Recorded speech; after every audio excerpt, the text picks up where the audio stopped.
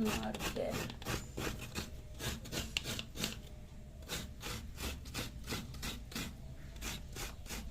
নারকেল কুড়িয়ে এতটা হয়েছে, আমি এখন নাড়ু করব। কড়াই বসিয়েছি, কড়াই গরম করে 1 চামচ ঘি দিচ্ছি, আর একটু দেবো। 1 চামচ দিয়েছি, আর একটু দিলাম। এটা দেওয়াতে এবারে নাড়ুটা ঢেকে দেবো।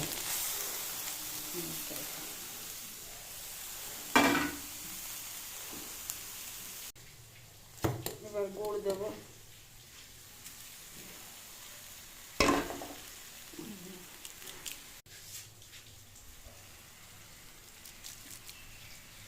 এই হাতা 2 হাতা গুড় দিয়েছি,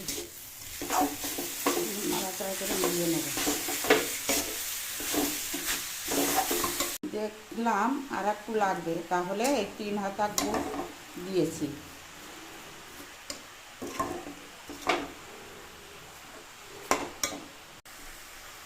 মোট এই হাতা 3 হাতা চোষো গুড় দিয়েছি, আর নারকেলও 3টে বড় বড় নারকেল। আর দেবো না, এটা ভালো করে নাড়তে থাকবো। যখন একদম পাক উঠে যাবে নাড়ু, তখন এর একটা রস, এই যে জল গলবে, এটা শুকিয়ে যাবে, আর কি সুন্দর হয়ে যাবে। এটা 7-8 মিনিট ধরে ভাজবো।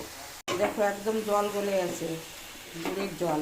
এটা একদম শুকাবে, আটা আটা মতন হয়ে যাবে, তখনই নাড়ু হয়ে যাবে। প্রথমে গ্যাসটাকে মিডিয়াম টু হাই ফ্লেমে রেখেছিলাম, লাস্টে লো ফ্লেমে রেখেছি। আর এই দেখো হয়েই গেছে প্রায়, আরও লাগবে একটু। দেখো নাড়ুটা কেমন বোঝা যাচ্ছে যে হয়ে যাবে, একদম নিয়ে গেলে পরে হয়ে যাবে। এরকম করলে পরে পাক দিলে হয়ে যাবে। বন্ধ করে দিয়েছি, এখন করে নেব গোল গোল, এভাবে করে নেব।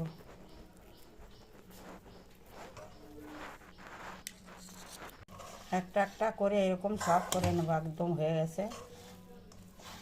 সবাই বানাতে পারে, তোমাদের দাদা ভাইও বানিয়েছে। এই দেখো, আচ্ছা আমি ওনাকে দিয়ে অন্য কাজে যাচ্ছি।